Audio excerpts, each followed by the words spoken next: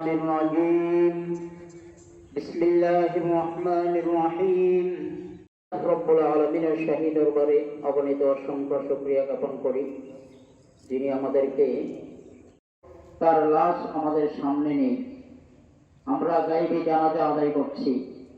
মুসলিম নেত্রী জেল জুলুম নির্যাতন সহ্য করেও দেশের বাহিরে চলে যাননি। এমন এক মহান যিনি তার জীবনকে এই দেশের জনগণকে বেহেশতে নসিব করেন, সকলে বলি আমিন।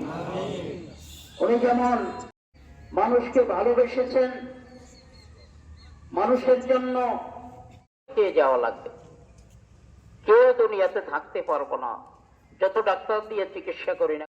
পবিত্র কোরআনুল কারীমে ঘোষণা করেছেন ইযা জাআ আজালুহুম লা ইস্তাখির। না মাইকিং করতে কিন্তু কোন আসি আচ্ছা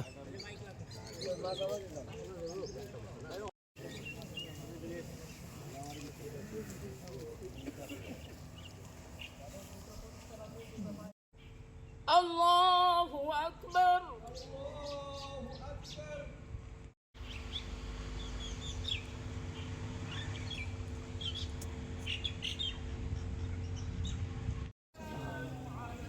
আসসালামু আলাইকুম ওয়া রাহমাতুল্লাহ।